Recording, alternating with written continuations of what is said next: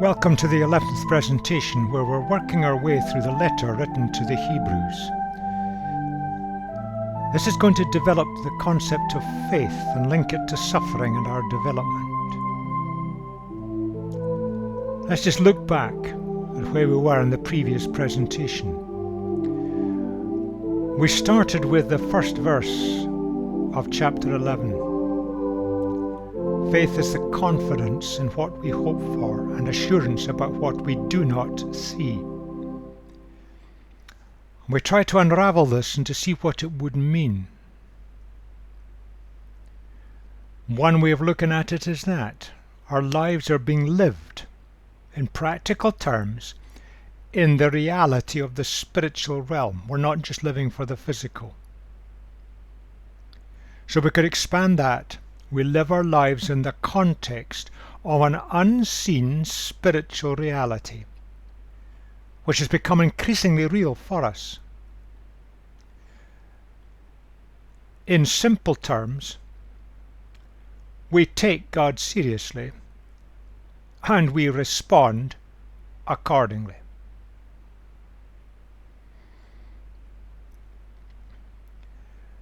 In the chapters there's that famous verse, "And without faith it is impossible to please God, because anyone who comes to him must believe that he exists and that he rewards those who earnestly seek him."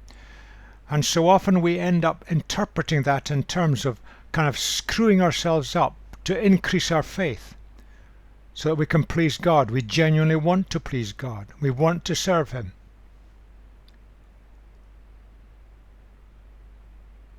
We've got to look at this word faith. It's a decision, not a feeling. And we may feel we lack it. Remember, it's a decision, not a feeling. But it's not irrational. We're not asked to believe things that are contradicted by all the evidence round about. That is a hallmark, sadly, of religion, where so much that people are asked to believe and do believe is not based on evidence. God gave us minds. We take our decisions. He gave us the freedom to do that. It's a mark of being human. He does not ask to believe things, to take decisions that are irrational. Yes, things may be supra-rational, maybe go beyond our minds, but they're not irrational. In other words, contradicted by the evidence. And it's nothing to do with kind of screwing ourselves up to self-effort. It's a decision. I want to hear God, and I want to do what he says. I want to live my life in the context of the spiritual reality that is vested in the life of Jesus and all he came to say and do. Living by faith then means that we make sense of the practical issues of daily life. That's the ordinary things of life. We see them from a spiritual perspective. Not a perspective of make-believe. Not a perspective of unreality. It is a reality. But we see them from God's perspective.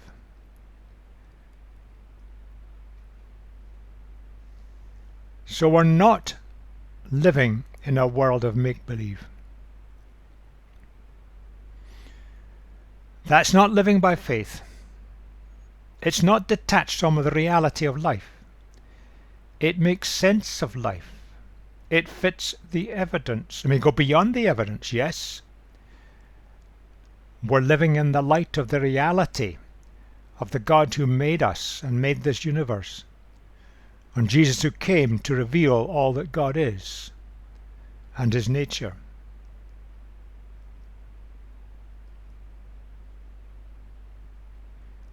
In all of this, faith means action.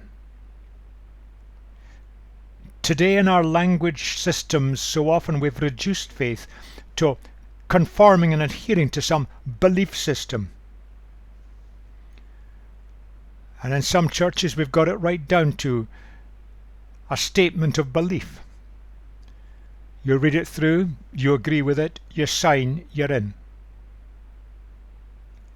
That's not what the word means. And it's not how the word was ever used in the languages of that time. And it's not how the Bible uses the word.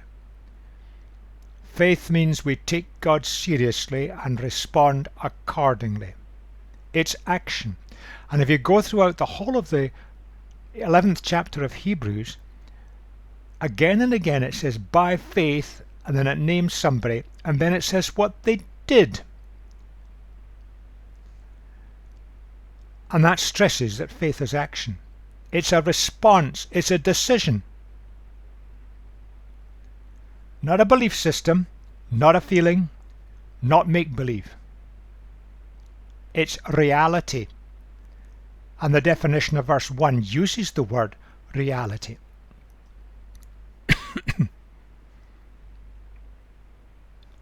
So living by faith in Hebrews 11, we need to remember that the word could be faith or faithfulness. The same word translates both into the English. But there's no essential difference. Faith is, if you like, is a one-off expression, and faithfulness is an ongoing expression. It keeps repeating itself. And that's important to remember. Faith is not just a decision. It's a series of decisions. It's an ongoing expression. It's an action. No, it's many actions. It's ongoing. And these people that are described in Hebrews 11, they didn't focus on the observed physical reality, and that is physical reality. It's real. They focused on the spiritual reality that couldn't be seen. God promised Abraham the land. He promised him many descendants. He lived in the spiritual reality that God would take him through to that end goal. The physical reality didn't quite fit.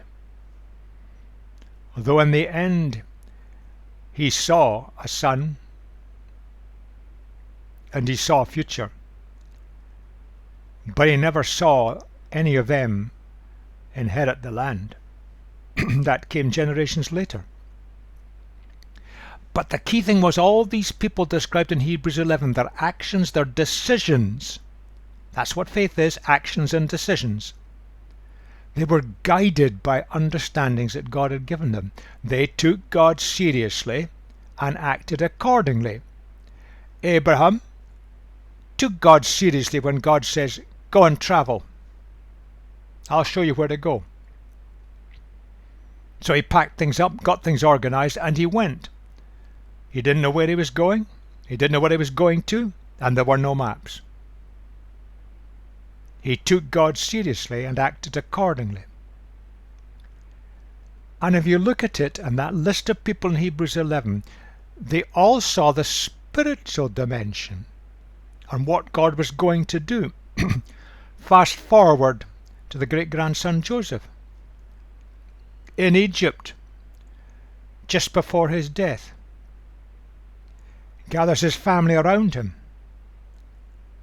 He makes them promise that they would take his bones back to the land that God had promised to their descendants. Joseph was confident in what was going to happen, and it did.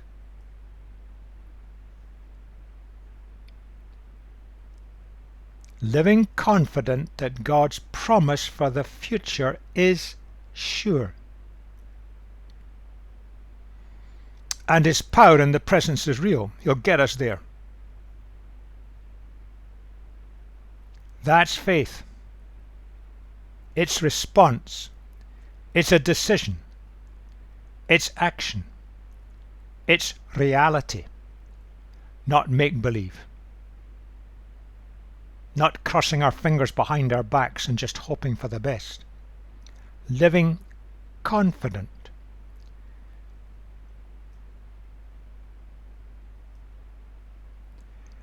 So we're back to our simple description. They listened to God. All these people described in this chapter. They took God seriously. And they responded accordingly. Now that does not mean to say they never made mistakes. They all made mistakes, and the biblical record records these just objectively as a story.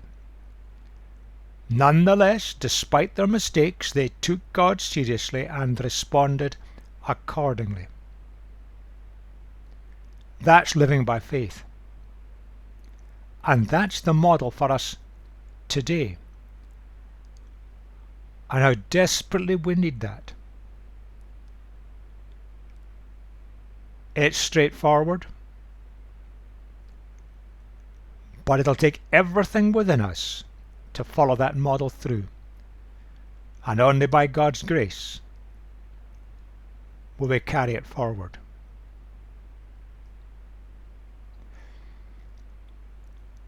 That's quite a long background of chapter 11. Because we're going to look just at the last few verses of the chapter and then the first few verses of the next chapter, which kind of bring it together. The writer goes on and says, "What more shall I say? I do not have time to tell about Gideon, Barak, Samson, Jephthah, about David and Samuel and the prophets, who through faith," and this is what they did, "conquered kingdoms, administered justice, gained what was promised, who shut the mouths of lions, quenched the fury of the flames, escaped the edge of the sword, whose weakness was turned to strength, who became powerful in battle and routed foreign armies. Women received back their dead, raised to life again." Think of the story of the life of Elijah.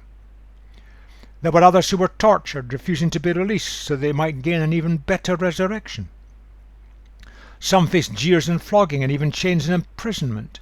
They were put to death by stoning. They were sawn in two. They were killed by the sword. They went about in sheepskins and goatskins, destitute, persecuted and ill-treated. The world was not worthy of them. They wandered in deserts and mountains, living in caves and in holes in the ground. These were all commended for their faith.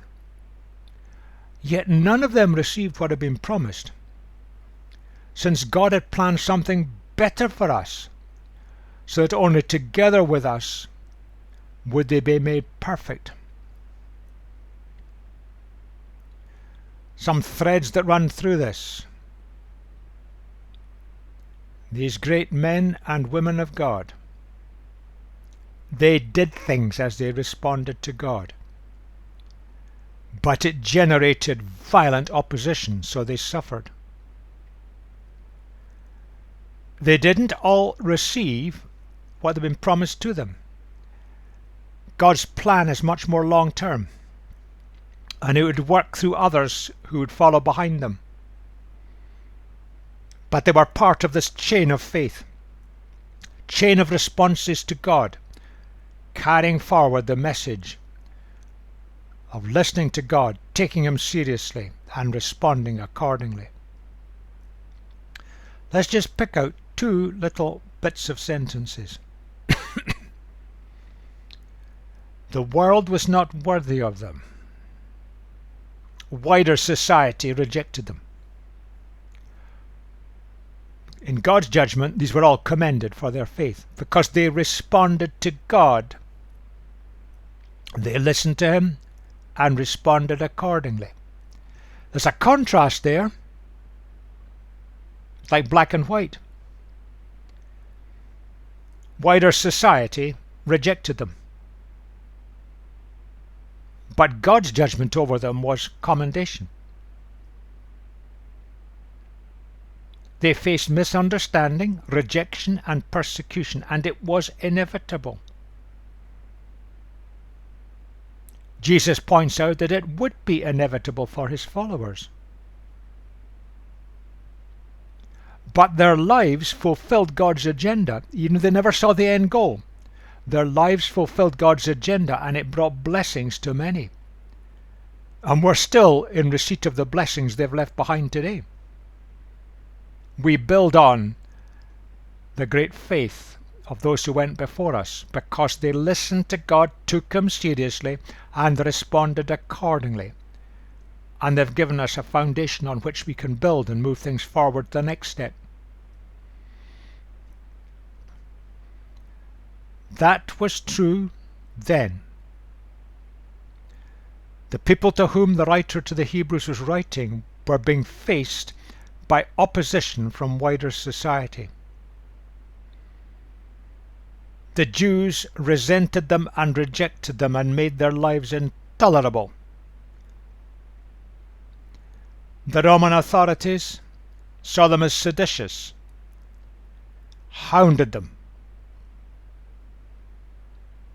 And if you go down through history, that has always been true, and sadly, it's still true today. Society often rejects the followers of Jesus, marginalizes their voice, and makes full participation in that society impossible. Look at what's happening in China. Christians being hounded. Look what's happening in North Korea. Christians being put labour camps from whom very few survive. Look what's happening in northern Nigeria. Christians being killed, destroyed. Look what's happening in many Islamic states where to be a Christian means you're a second-class citizen, at best. And you can't play a full part in that society. The door is shut to you. And it's coming in the West.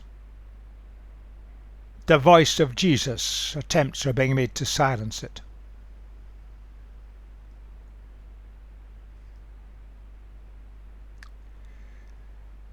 But these people remained open to God, and they followed His way, but it did not always lead to visible success.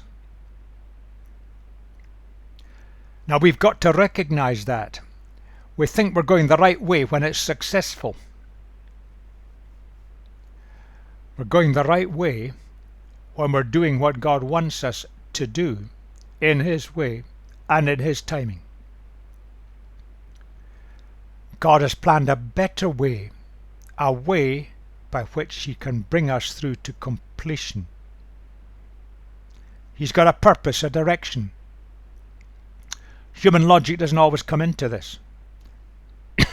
We've got to follow this through. Listen to Him, do what He says, respond accordingly. Faith is a life of action, a decision, a response.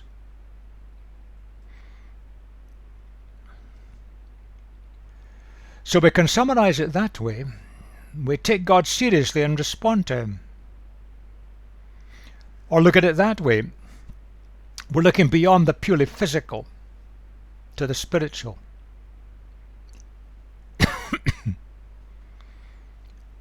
But two things come together. Great successes in the spiritual realm are often coupled by great suffering in the physical realm. They come together. That's what we're seeking to do. That's what God wants. He wants to bless humanity. And He'll bless those around you through you.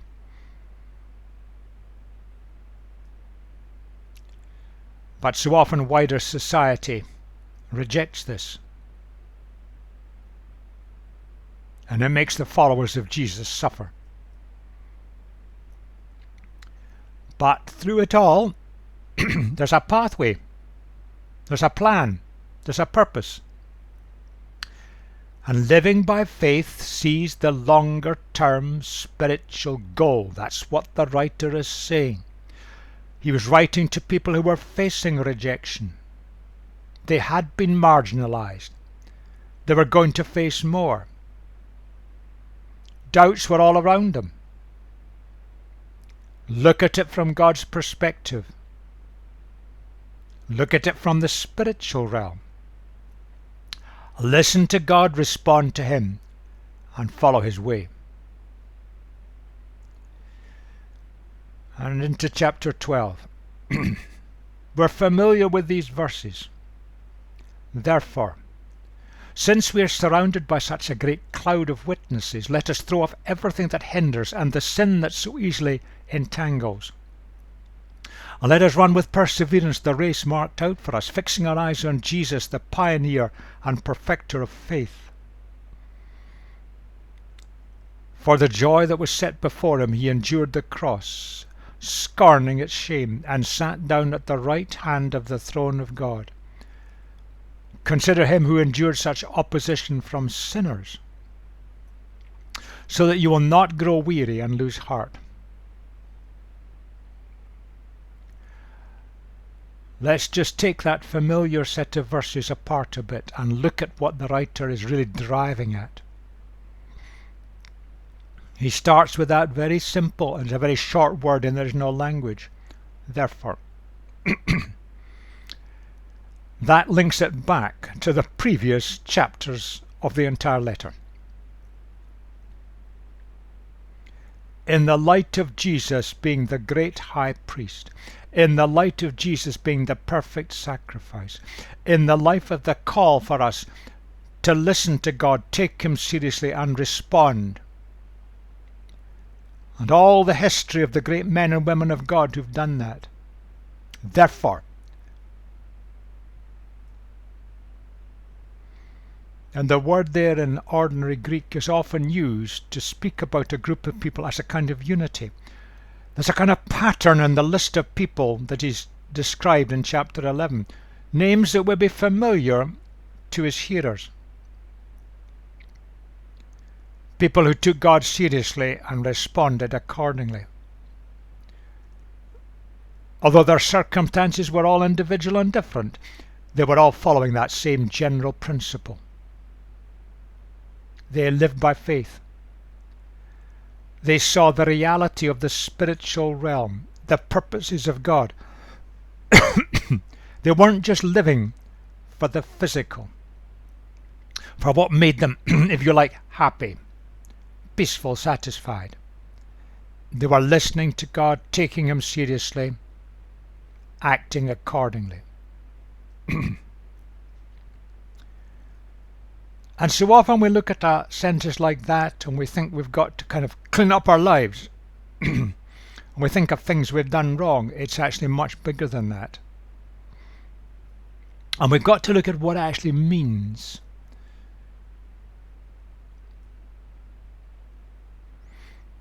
Now in the original it's the sin. That's speaking not of a specific sin, not some mistake we've made, but sin as a principle. The word that's used is a word that means missing the mark in life. If you like, God has fired the arrow of your life, but by your decision you've gone off target and you're going in the wrong direction. So we've got to stop and ask ourselves, look at our lives and say to God, am I going the right way? Am I going the way of faith, responding to what you want me to do and be?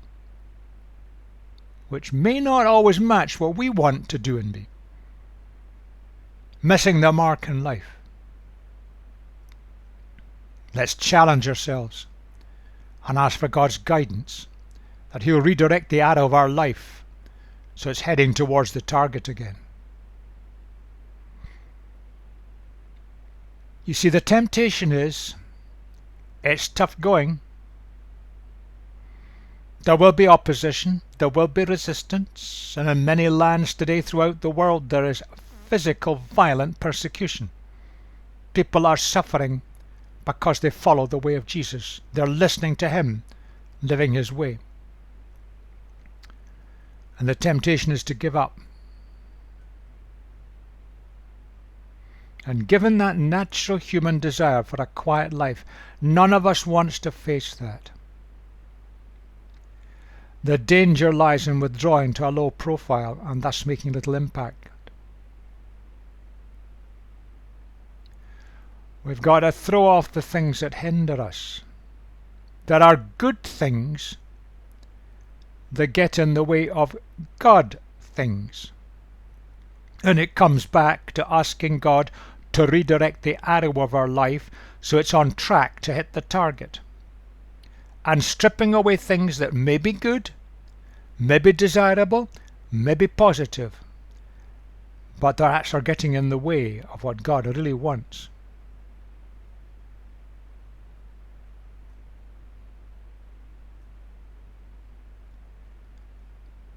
Back to our simple word. But in the original it's the faith. They used words slightly differently then. We're talking about the principle of living by faith. He is the pioneer and perfecter of living, listening to God and responding accordingly. Jesus was God who entered our humanity in the limitations by choice of a human frame. He lived listening to his Heavenly Father and doing what God wanted him to do. And he did it 100% perfectly. He sets the standard. He shows us the way. The principle of living by faith. And then in chapter 11 there's this long list of examples. People who did listen to God, who did take what God said seriously, and who did respond accordingly. They didn't do it perfectly. None of us is perfect. But they were living by faith. The faith. The principle of living by faith. Jesus showed how to do it perfectly.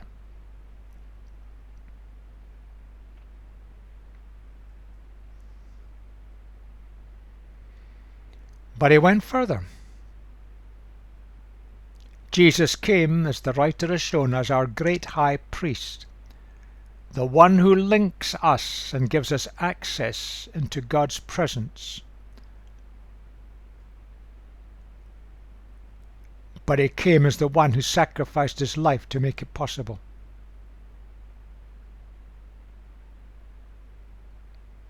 He sets us free.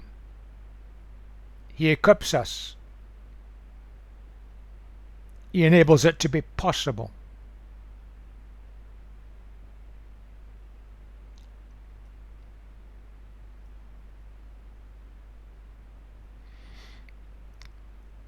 But let's focus on these words at the end.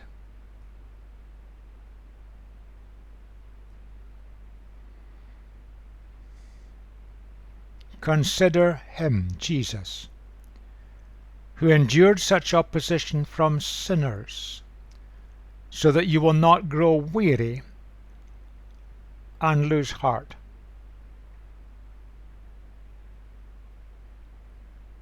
The establishment of the days of Jesus resisted him tooth and nail. To listen to Jesus, to listen to God, and to respond accordingly would undermine their cozy lifestyle and power base. And again, the word sinners there is those for whom the arrow of their life is going the wrong way. They had set their priorities on status, power, money, influence, reputation. They were running a religious system. An awful lot of religious systems being run today, even within Christianity, sadly. They were going the wrong way. Their lives were heading. The arrow of their life was going to miss the target. and they made the life of Jesus miserable. They attacked him, harried him at every turn, and eventually he allowed them to get him.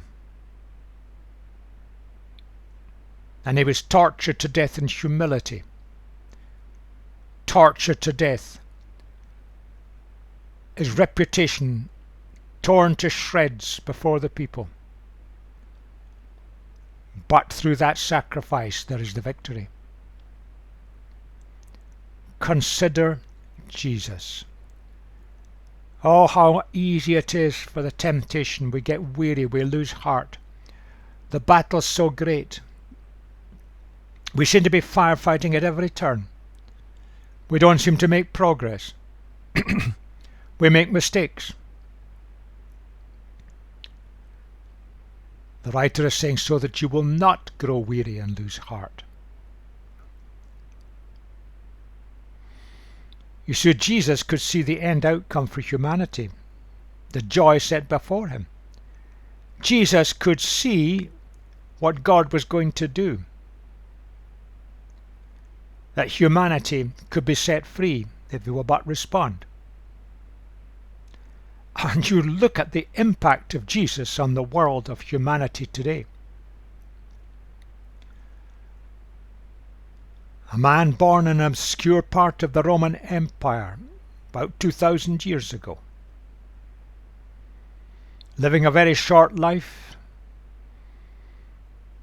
being tortured to death publicly. You think that would be the end of it? No. His death set in motion the purposes of God. And followers of Jesus spread throughout the world. So that today, about 1/3 of the human population in the world claim to be followers of Jesus. And many of them are suffering terribly.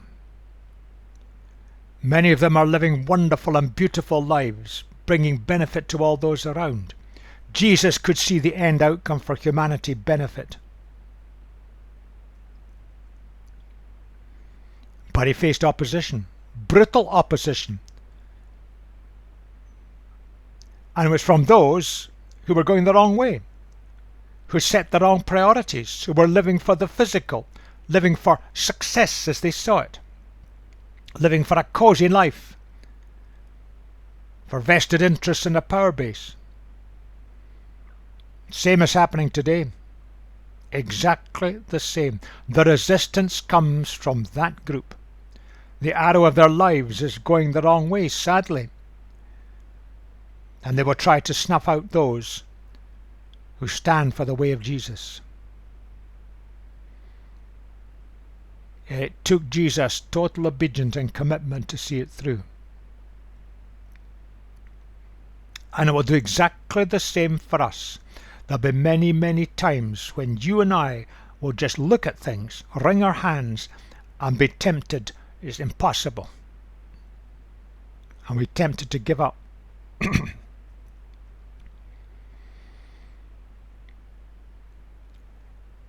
He was crucified in shame. A crucifixion was the ultimate degradation of the society that was the Roman Empire. The resistance was everywhere, very often not from the ordinary people who did respond to Jesus, but from the establishment. The resistance was enormous, and it's exactly the same today. The resistance comes from the establishment, the religious ruling classes and the political ruling classes, sometimes combining forces. Opposition was there, and sometimes it erupted into persecution. But it describes it that way, a lovely metaphor. The job was done. It was totally completed. Jesus entered his rest, not in activity, but the rest of a job completed. God's purpose is fulfilled. That's the significance of this section. and it gives us a model. The writer here was writing to groups of people who were going through it. He wanted to encourage them. Keep going. Keep listening. Keep following. Keep responding. That's his message.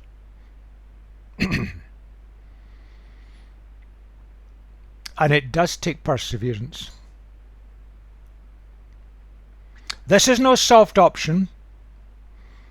Jesus never presented it, come to Jesus and I will solve all your problems. Come to me and live for me. Listen to God. The opposition will be against you. But when it really hits us hard, we need to look at the end goal. What is Jesus wanting? Not what we're wanting. Not what we think we should be doing. But what Jesus wants. And let's remember what he went through. And why he did it. And the benefits he's brought from it. That will encourage us. So that you will not grow weary and lose heart. Oh, that's the great temptation that's facing so much of the church in the West. As numbers decline, as influence disappears, and as so much that's wrong has infiltrated churches' lives. Temptation is to opt out, grow weary and lose heart. Nope, hang on in there. Look at what Jesus went through. Listen to God, listen to Jesus, and respond accordingly.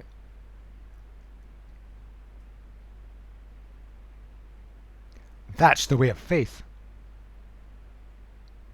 That's the way of living by faith, or living by faithfulness. Living in the reality of the spiritual realm. There's something beyond the physical. There's a reality, and it's a reality. It's not a make-believe. We can see it. We can sense it. We take a decision. We want to go God's way. We're back to our model, only I'm personalizing it slightly now. We listen to God. Just stop. Ask yourself, are we really listening to God? Or are we taking our decisions and, as it were, putting God's label on them? We listen to God. What is he saying? We take it seriously. It was completely irrational for Abraham. He just lost his father. And God told him to up sticks, go off with the extended family with his possessions, travel in a direction that he didn't know, without maps, going to a place he didn't know where it was. For what? We take God seriously when we listen. And we do it. Faith is action. It's response.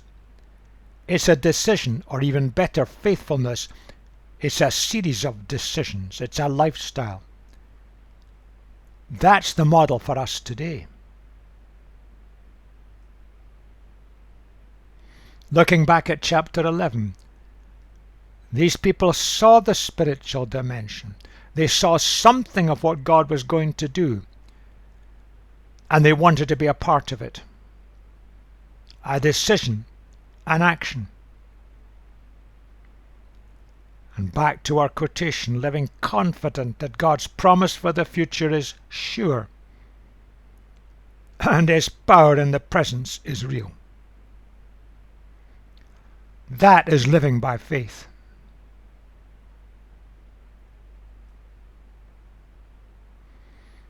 But let's be honest, it'll generate hostility, usually from those with vested interests religiously or politically. It'll challenge societal norms. The followers of Jesus challenged the norms of society of the days of the Roman Empire. In the end, the Roman Empire fell, the way of Jesus went on. It will generate resistance because we'll disturb what people want to do when they fire the arrow of their lives in the direction that they want, not the way God wanted it. And what's happening now in the West? We're just following a bit behind other countries. We're being marginalized, patronized, ignored, put down.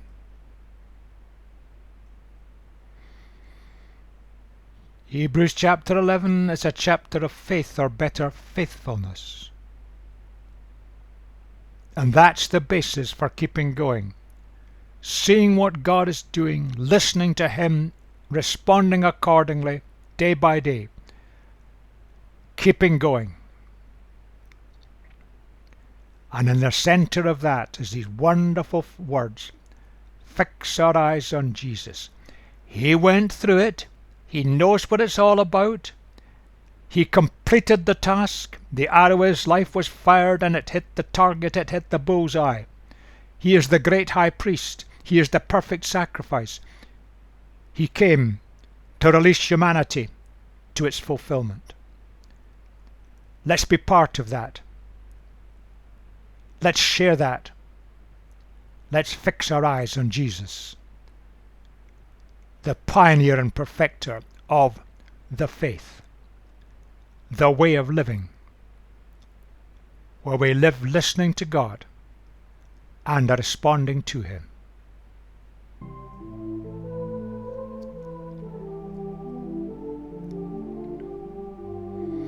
We're going to look further at persecution, in particular the suffering that arises from it, in the next presentation.